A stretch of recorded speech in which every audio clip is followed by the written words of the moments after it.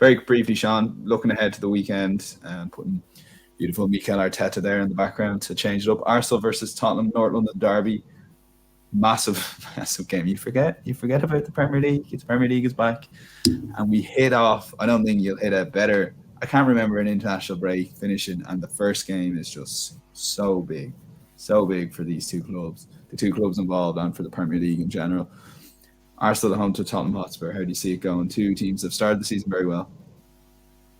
Yeah, it's the only thing I'd say is the last couple of derbies at early in the morning that haven't been great. I think I remember one at 12 o'clock and 12:30, and it was a 1-1 draw. I think it might have been a game we were at. So it's very hard on a Saturday morning for fans and players to get massively up for it. But it's a huge game. Look, Tottenham. There's a bit of needle between the two managers from the game at the end of last season. It's so hard to judge after an international break. Like where I would say Arsenal have a little bit of advantage. Jesus, Martinelli, and Gabriel weren't picked for Brazil. Now there's a lot of conspiracy theorists out there that the Brazilian manager Tete was at the Emirates as a guest of Edu, who's Brazilian, and they obviously saw that Tottenham was the first game after the international break. So if you have a fully fit Jesus Martinelli up top, pouncing on the Tottenham defenders' mistakes, and Dyer's played 2 games for England, it could be a huge difference. But I think they're 2 pretty well matched teams, but I would be worried about. Obviously, Richarlison's just had a horrific night there, suffering racial abuse. Terrible. Sorry, we probably should have given that a mention. Absolutely dreadful stuff, isn't it? I was watching a few of the lads here. It's just amazing. We're still at that, isn't it? Like shocking stuff. And just for context, sorry, he had a banana thrown at him. The game's in Paris. He's playing for Brazil versus Tunisia. I think I have that right. Yeah, it's just bonkers stuff, really. And you've got him. He's playing, and he's been in brilliant form for Brazil, obviously. And Spurs, and Spurs as well. So you got him, Son, Kane, Kulusevski. There's real competition for what is Tottenham's best 3.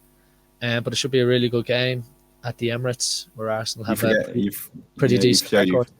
You forget Son got a hat-trick there coming off the bench against Leicester. So I felt for the FPL managers who are on the ball would have got there was a bit of a leak that Son was dropped, so they either brought him out of the team or didn't make him captain or whatever. So sometimes you can be a bit too smart for your own good, I think. Yeah, so it's all set up to be a really good derby. Yeah. There is talk that Odegaard and Zinchenko could be fit. Tierney obviously came off against Ireland for Scotland with suspected concussion. Yes. I do think he should be fine. Ben White, obviously, and Ramsdale haven't played. So maybe you might give Arsenal the slight edge with Jesus and Martinelli being razor sharp. But like I said, it's a derby. Anything can happen. But it should be a good game. It's derby weekend. We'll go briefly to Man City versus Manchester United, Manchester derby. Again, like I can't really remember these so many big. I'm surprised. I know the Premier League fixtures by and large random, but there's a lot of things that are done for various reasons, and there's reasons that these big clashes don't happen on certain weekends. But I'm very surprised Arsenal, Spurs, and Man City United are in the same game week. But this is a massive game for Manchester United and Ten Hag, and he's kind of gone about, okay, this total football way I'm going to play is going to ultimately get me sacked because I don't have time to implement it as best I can. So let's create something that will get us results while also slowly building that. And the performances of Christian Eriksen, he scored a great goal for Denmark in the international break. There's signs that United, and the way they were set up, the way they played against Liverpool, if they kind of replicate that away to Manchester City, given their great record in the derby, get it straight off the Ole Gunnar Solskjaer playbook, they've definitely got a chance here to get something at the Etihad for sure. Yeah, I mean, it's a huge game. United actually have a pretty decent record compared to their home record against City at the Etihad. It's a weird one. Again, off the back of international, you don't know what's going to happen. John Stones picked up an injury, but the deadline day signing, the former Dortmund defender, Ankunji, I think he scored actually for Switzerland. He's he's got a lot of pace and he looks a really strong centre half. Yeah, he So played. He played against Stormont already, so he played in Champions League there. Yeah. you say he can slot in there for Stones. Again, like it's so hard. It's going to be so hard to call this. It's funny, you know. You mentioned there Arsenal, Tottenham, and Man City United playing in the same week. You remember it used to be, was it Judgment Weekend or what was the name of that? Grand Slam Sunday. Grand Slam Sunday, yeah. Yeah, where they had the top four, which at the time was Arsenal, Liverpool, Chelsea, United, Liverpool. Chelsea. Yeah. And they used to simpler times. Richard Keys and Andy Gray were leading those montages. Yes, Richard Keys, yeah. But it's no, look, United have been really good since the Brentford game, basically, and they seem to have turned the corner. I know they've had a few different results in the Europa League, but that Rashford has got his form back. You've got Fernandes. Christian Eriksen looks like he's the real difference.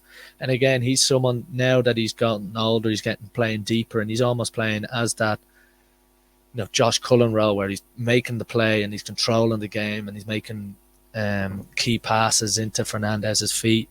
And this guy Anthony looks a breath of fresh air. Listen, United should be up near the top of the table with the money they've spent. I know Ten Hag's only just in there, but their wages, their wage bill, the players they've signed again this summer, you know, you expect United to be right up there again. But it, you know, all depends on how they handle Haaland. Yeah, very quick one for you. And sometimes we overcomplicate this thing just on Christian Eriksen. And I know his first two games he didn't play great. I'm talking about the league here now. And then he's been United's best player, I think, from what I've watched this season. But I was in a taxi in Manchester, and we were talking about Brentford and Christian Eriksen. And he just randomly said that Christian Eriksen should be signed by one of the top teams. And it was the first time I'd actually thought about that. It was around February, March last year. And I went, yeah, well, maybe that's just gone. And I smile every time he plays well, thinking of that taxi driver, telling everyone else that's got in that I told everyone Christian Eriksen should be playing for a top team. And he got his move to United for free. And I know it's only 6 games in, but United fans love him. He seems to be playing with a smile on his face, but he's also playing some great ball. Yeah, he's one of those, similar to a Juan Mata, David Silva, where it's hard not to like him. You know, the way he plays. He's likable, yeah. Spurs aside, he's very likable, yeah. Yeah, and his ability and his kind of what his game's about. But what I would say is he's always had a kind of tenacious side in midfield that maybe those other, you know, he's probably more a modern day player than Mata and Silva, and obviously coming through Ajax where he's able to press as well, and he certainly was playing for Tottenham. But if you watch him for United, he's not afraid to get his foot in on challenges. And I must say, I must give a bit of Scott McTominay credit, because I know he's an interesting player, but I watched him for Scotland against Ireland, and he made some brilliant runs into the box, but he can't play that role for United because he's sort of one of the main sitters in there. But with Eriksen playing, it makes McTominay's job a little bit easier, because he's just almost trying to give the ball to Eriksen and Fernandes in better positions, and his job is a little bit more simplified in there. So I do think that midfield too seems to be working, and I'd be surprised if Casemiro breaks it up. Just at the moment, while United are winning games now, naturally Casemiro with his stature will get into the team. But at the moment, McTominay's keeping him out of it. But after the international break, Ten Hag might bring Casemiro in. It's hard to know. It's going to be a tough game to call, but it's one of those games. It's a real chance for United to go and get something at the Etihad and blow the league open for them. Yeah, especially with whoever wins the North London Derby, we thereabouts. It's a fascinating one on a Casemiro example, and McTominay's a great example. It happens regularly throughout all sports. It's like when you have a player that you're eventually probably going to bring in for another player, but the player you already have in is doing all right. When do you make that call? It's critical for that both players' future, and particularly the manager's future as well. Christian Eriksen, you saw his nasty side in Dicey's. Am I right, Sean? Was he one of the players on Crystal looking down at his in that infamous moment? That was the 1-1 game when Doherty scored. I think it was the last game of Ireland game before COVID. Certainly one of the last of Mick McCarthy's reign. Doherty scored or was it Doherty? No, Doherty did score a header from a Stevens cross, and Denmark had confirmed their Euro 2022 qualifying, I think it was. So him and Andreas Christensen and Kasper Schmeichel and a few more of them were giving it They're giving all that. the big one from the top of Crystal looking down on Dicey's, and Ericsson was getting a bit of abuse. But you've won Euros and you're giving it the big one. yeah. It was an interesting night. But it was actually hilarious when I heard Roy Keane talking to. Yeah, that's what I was going to mention. That Roy Keane said he had a good night in Dublin or something. But that's what he was referring to. Yeah, he didn't have a great night. If he was in Crystals, he could have gone probably somewhere nicer. There's plenty of places like Kerry going to the D2. And one game I want to touch on. A lot of Chelsea fans listen to the podcast. We salute you, Graham Potter. I got a fright. I was watching Sky Sports News, and it mustn't have been the Palace Chelsea game. No, it was whoever Chelsea drew in the EFL Cup. Manchester City. I think they're away to Man City in the EFL Cup. Apologies if I got that wrong, but it was Pep Guardiola, and Graham Potter, and it was City versus Chelsea, and I was half asleep watching it going, what's Potter doing there? You forget that I know he had the Champions League game, which they were a bit meh, but they did okay at times. There was something there, a bit of a structure there. You forget it's 4 weeks later, nearly 3 weeks later, and he's only been in charge for one game. So I'm sure that ultimately will probably suit a new manager, particularly Potter, that wants to get a style across. I know most of his players have been away in the international break, but yeah, exciting times for Chelsea. The last club I've heard that are going to back their manager long term after sacking their managers a lot was Rod Edwards and Watford, and we all know how that ends. But we'll see. I was actually going to say that, Dan. Sorry, saw your thunder there. Sorry. No, but you hear like a leopard change the spots or whatever. But when I heard the Rob Edwards thing, I saw his Twitter and all the tweets underneath. There's a screenshot of these comments saying that we'll back him to the hilt. Poor Rob Edwards and Forest Green. And he left Forest Green in bad old circumstances, so it's not like Eddie Howe with Bournemouth and Burnley all those years ago where he might go back, or Nathan Jones with Stoke and Luton. So, but Potter very brief on that. 1 point outside the playoffs, as bad as they've been playing. I guess they want promotion this year, but look, the fans weren't happy. I know, but maybe I'm being harsh on Bilic, but I know he got West Brom promoted, but he wouldn't be my number one choice there at all if you want to get promoted. But I think he's just someone just looking at it going, this guy got a team promoted in 2019. He can get a team promoted in 2022. I just don't get that. I don't know what Watford's last league game was. I think it might be Birmingham away or something. It was away from home, and Edwards went over to clap the Watford away fans, and they didn't look happy. So there's obviously a lot more that meets the naked eye, but Potter at Chelsea is a really interesting one, and I'm saying it more from it's a really disappointing news for the Irish players at Brighton, the likes of Conley, Evan Ferguson, Andrew Moore, and a lot of these young players that are there that Potter really seemed to name check and like, and they're going to have to do it under a new manager now. And Potter at Chelsea is just, it's one of them where it's either going to be a roaring success or it's, sacked in March. And the thing is with Ted Bowley, like, he could turn around and say, look, halfway after Potter, we wanted to back him, but like he's unbackable. So it's got is Potter a good manager? Yeah. Is he at the right club for him? I don't think so, and it could be a fatal mistake.